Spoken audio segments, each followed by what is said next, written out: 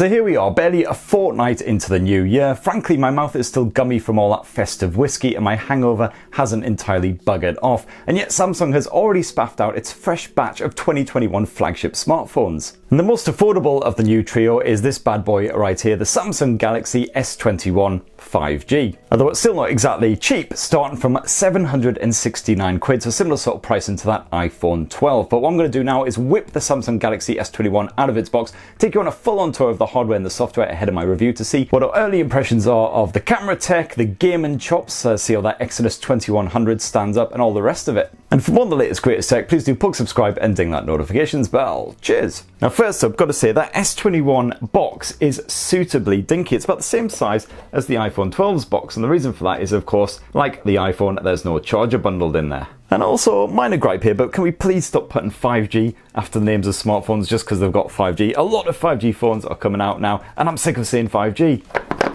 Still, if nothing else, at least the lack of a charger means the unboxing part of this video is going to be very straightforward. So literally all you've got inside of the box, besides the phone itself, is this dinky little insert, which contains a quick start guide and a Type-C USB cable. And you've also got a pokey pin device slapped there on the back. And that's it. So if this was just a straightforward unboxing, this video would last like 30 seconds.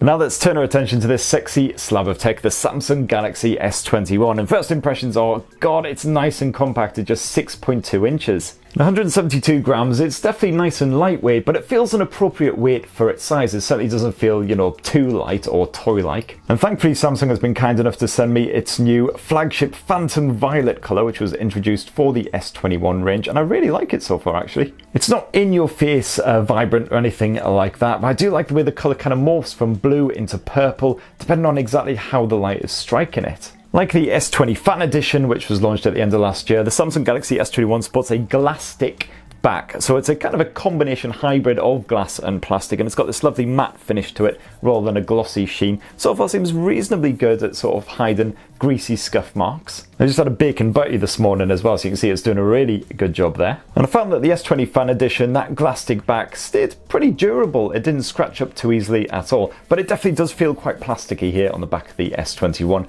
rather than it's actually made of frosted glass. And of course, one design element of the Galaxy S21 that's really divided opinion is the camera chassis, which, as you can see there, kind of melds into the metal edge. And yeah, I can see how it would be a love or hate it design. Personally, I really don't mind it, to be honest. The main thing is that it doesn't jut too far from the surface of the phone, so you won't have any problems if you're resting the S21 on a desk, just using it without it wobbling about all over the place. And the rest of the S21 design is pretty straightforward. You've got your power button and your volume rocker on the right edge, absolutely bugger all on the left. Down below is where you got your SIM tray and also your Type-C USB charger. No headphone jack, sadly, once again on the S21. And as usual, full IP68 water and dust resistance, bit of added reassurance, peace of mind if you're a bit of a butterfingers, you end up dropping it in the sink or whatever. Right, now it's that special time where I'm going to get the S21 all set up, bung my SIM card in there. Speaking of which, it's a double-sided SIM tray here on the Galaxy S21, so you can stick two SIMs in at the same time, but of course, no room for any memory cards. Thankfully, it's no biggie because on the Galaxy S21, you've got a minimum 128 gigs of storage. You can boost that to 256 if you've got a bit more cash to spare,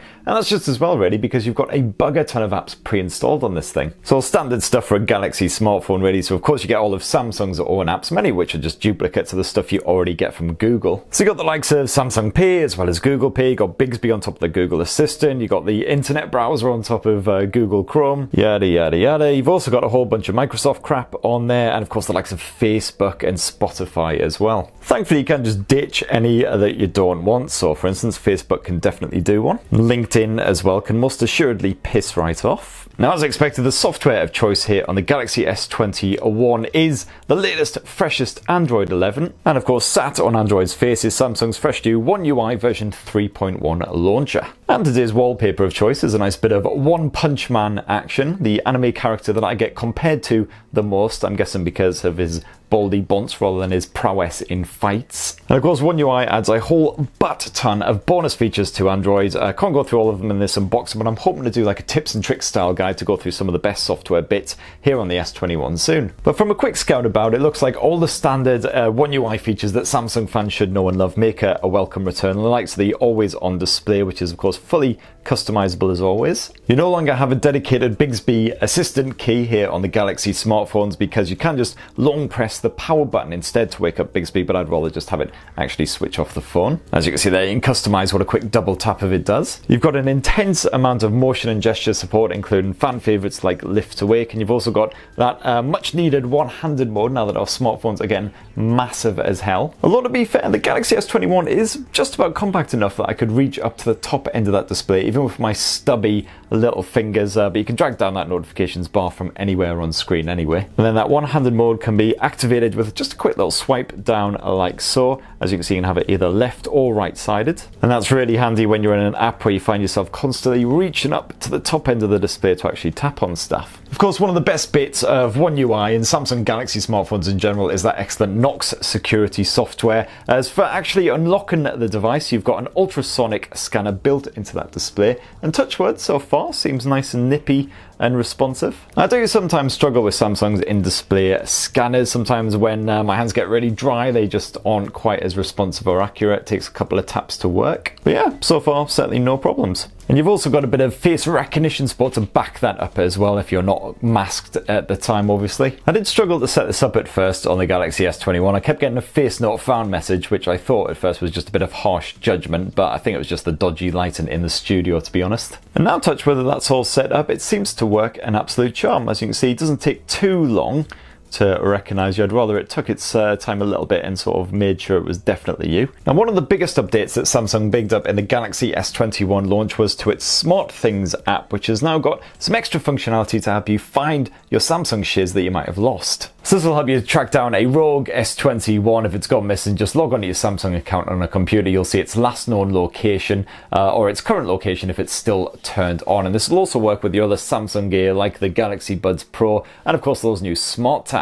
And definitely do stick about for a full review of both of these bad boys. However, one feature that you won't find on the standard Galaxy S21 that you will find on the Plus and the Ultra is that ultra-wideband tech, which can be used to, for instance, unlock your car as a wireless car key if you've got a supported model. So you definitely have to jack up your budget if you fancy a bit of that. Now on the Samsung Galaxy S21, you'll find a 6.2-inch dynamic AMOLED 2X display. It's a similar sort of screen tech to what we saw in last year's big Samsung smartphone releases, except this time it's Full HD Plus instead of Quad HD Plus. And yeah, when you compare the S21 side by side with last year's S20, you will notice a difference in the detail levels. You definitely get those finer details coming through really nicely on that S20 compared with the S21. But you know what? Because it's a 6.2 inch, it's a fairly compact screen anyway. It's certainly more than up to the task for a bit of YouTube, Netflix, Disney Plus, whatever. And on that default vivid mode, oh my god, those colors, they slap you really hard right in the face, just like what's going on in this scene here. God, I love a bit of Cobra Kai. But of course, as usual, you've got full control over the display output here on the S21. All you got to do is dive into the settings, head to display, and you can play around with all kinds of stuff in here. You've got the usual dark and light mode, of course. You've got the adaptive brightness, eye comfort, shield, and screen mode is what you want if you want to play around with the color temperature and everything and get more natural looking hues. If you don't want them really in your face, you can of course play around with the white balance as well to make them a bit cool, a bit warmer. And I guess, ever the optimist, one of the advantages of having a Full HD Plus resolution instead of Quad HD Plus is you no longer have to decide, do I want that Quad HD resolution or do I want 120Hz refresh, which you do have supported here on the S21. It is an adaptive screen refresh, so it will stick to 60Hz when you're not using a supported app, and it'll bump up to 120Hz whenever it detects there's lots of motion going on or you're using a supported app. It does a bit of that 120. And as usual with the Galaxy S series flagship smartphone, of course, you've got a dual stereo speaker setup. So let's just dive on into YouTube and test out a video with that. Ending that notifications bell. Cheers! So if you're after a phone for effortless one-handed use, the S21 is certainly one of the most compact in 2021 and well worth considering. Wow, so that is certainly nice and loud on top volume there, that's for sure. Slightly echoey sound, it's not quite super crisp, super clear. I'd imagine it'll be better on the Plus and the Ultra, but to be honest, it'll do the job absolutely fine for just kicking back with a bit of video action. And of course, if you want to be listening to music, well, you're going to have to use a dongle, or get some Bluetooth on the go. Now, powering the Galaxy S21 is Samsung's fresh new 5nm Exynos 2100 chipset. It's the first time I've actually been excited about an Exynos being stuffed inside of a smartphone for quite some time. Unfortunately, I'm not allowed to do any benchmarking on the Galaxy S21 ahead of the review embargo, but certainly so far the performance is nice and silky smooth, and what I can do is get a bit of gaming on the go, so I'm going to try a bit of Call of Duty action. But of course, quickly before we do that, just mention Samsung's game launcher has been updated for the S21 as well. You got all the usual features on there, of course, which tells you exactly how much of your life you are wasting playing games, gives you fast access to various games on the likes of the Galaxy Store, and you can also play around with the settings a bit as well. So if you spend a bit too much time on your PubGs or your Call of Duties, I definitely recommend just tapping that. And then when you're actually in game, you can drag down the notifications bar and go to the game booster tool, which just pops up on screen like so. And you've got the new priority mode, which is definitely ideal if you're playing something like your Call of Duties, your PubGs, where you don't want to be interrupted mid-game, as it could mean life or death. You also get an estimate of how much battery life you have remaining if you keep on gaming, and that's definitely one area which I will be testing out quite thoroughly for my S21 review, because I want to see just how energy efficient that 5nm 2100 is. Hopefully, because it's a nice small chipset, same size as the Snapdragon 888, it'll hold up well. Anyway, that's enough chatter, let's kneecap some mofos. Should have been checking your 6, buddy. Because so far, certainly the screen seems nice and responsive. Bloody kids, get back to your homeschooling, twats! Have a bit of this, you git. Ah, bugger. Okay, so the S21 doesn't seem to make me suck at this game any less, but certainly, as I say, screen nice and responsive, performance has been good on these top detail levels. Oh, bugger off, bugger off. Oh, piss. Luckily, the rest of my team seems fairly competent, so that's making up for me. Well, this is my third game now, and the back of the S21 is starting to get a little bit warm, but seriously nothing too troublesome. Hey, final kill. And all this super violence doesn't seem to be sapping the battery too swiftly either. And speaking of that battery, it's a 4000 mAh cell here in the S21, so far smaller than what you'll get in the Plus and the Ultra, which is a 4800 and a 5000 respectively, but hopefully should see you through a full intensive day, especially as it's a full HD panel now, we're not Quad HD. As I said before, though, of course, it will depend quite heavily on the Exynos 2100 and how energy efficient it really is, so stay tuned for my review for more on that. And another benefit of that Exynos 2100 chipset is you've got integrated 5G with it, just like you do with that Snapdragon 888. So you got 5G support on that dual SIM setup. It's just sub 6 here in the UK, though I believe that the US model has full millimeter wave support, because you've actually got millimeter wave over there. And a tasty bit of Wi-Fi 6 action on here as well, so great news if you've already got yourself a Wi-Fi 6 modem. Now let's finish up this Galaxy S21 unboxing with a look at Samsung's triple lens rear camera tech, which is exactly the same as the camera setup you'll get on the Galaxy S21 Plus. So what you have here is a 12 megapixel primary shooter. You've also got a 12 megapixel ultra wide angle lens, which you can swap to with a quick tap like so. And then your last lens is a 64 megapixel telephoto shooter, which you might think offers a 3x optical zoom. That's actually a hybrid zoom, hence the high megapixel count. And thankfully you've got a tasty bit of built-in optical image stabilization for that telephoto lens, so as you can see there, the images stay nice and steady despite my trembly hands. And you've also got the same on that primary lens as well. So of course that primary lens captures images at 12 megapixels, but if you tap up here, you do have the option of swapping to that telephoto lens and using a 64 megapixel resolution snap instead. However, you'll definitely want to stick with the standard primary lens to get the best possible results. As usual, it's a bit of phase detection autofocus, and then as you can see there, it seems nice and nippy, snapping between close and far subjects. Really handy if your subject is moving about, and a really fast shutter action too as well. You can also hold down in order to jump into video recording. And most of Samsung's camera features have been tweaked and improved in some way. For instance, the single take is now in version 2.0. You can once again change the duration of this all the way from 5 to 15 seconds, the same as after the last update. And then basically just tap that shutter button and then get lots of dynamic action on the go. Hopefully your subject is doing a bit more than Chocolate Monkey here, just sitting there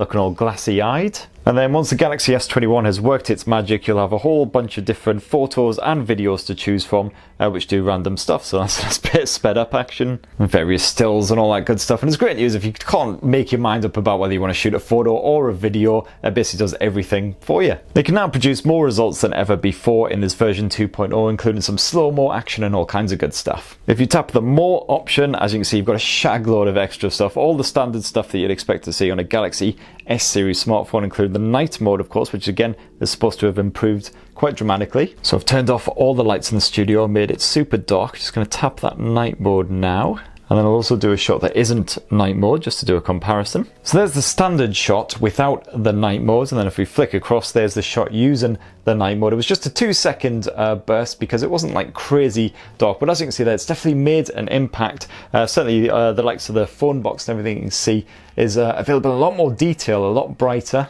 Those colours are looking a lot more natural as well. So definitely pleased with that initial test. We'll of course be fully testing out the Galaxy S21's camera tech, so stay tuned for my in-depth review. On top of the night mode, you've also got the portrait mode, the obligatory food mode, and you've got your pro photo mode as well if you want to dive in there and piddle about with individual bits like the ISO levels, the white balance, mess around with contrast settings and the highlighting. And this does come with the option of capturing in RAW as well, although I don't believe the S21 supports 12-bit RAW, unlike the Ultra. Now let's have a go with that zoom lens, which starts you off at a 3x zoom, but you can go all the way up to 30 times if you crash right the way in. And this has got Samsung's new zoom lock feature on the go as well, which as you can see there, just tap the preview basically, and then it will lock you in that position. So really good if your hand is starting to waver at that sort of level. But of course, not too surprising given it's a 3x hybrid zoom, that at that 30 times level, of course, things are starting to look proper grainy. So if you just dive back a bit, let's try 10x zoom instead. Yeah, still looking quite fuzzy. So with the standard S21, you're probably going to want to sort of stick to sort of 3x, 4x, and not pinch in much more beyond that. And then when it comes to the video chops, well, of course, you can shoot up to 4K resolution video at 30 or 60 frames per second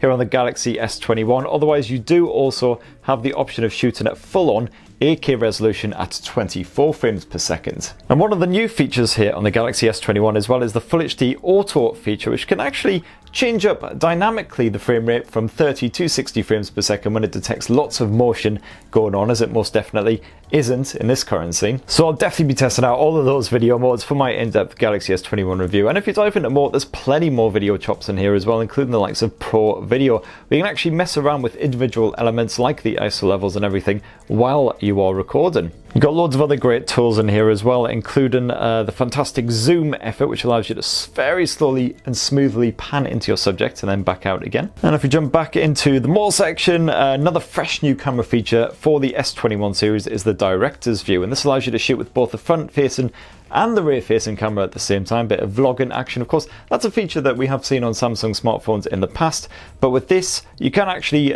jump between the 3 separate lenses there on the back. You can actually get a preview right there at the bottom of what the image will be. Oof, and I gotta say, after using the camera for about sort of 15-20 minutes or so, the S21 is starting to get quite toasty up around that sort of camera housing area, certainly up around the top edge of the phone as well. So I'll be keeping tabs on that, see how it fares with lots of use out in the field, as it were. And let's finish up with a quick squint to that 10 megapixel selfie camera as well. So yes, let's have natural looking tones, please. Definitely want to capture me in my fully pale glory. And as you can see, you've got your usual wide angle effort on the go, which makes pretty much bugger all difference, but it's always quite amusing. And with that selfie snapper, you can of course shoot photos.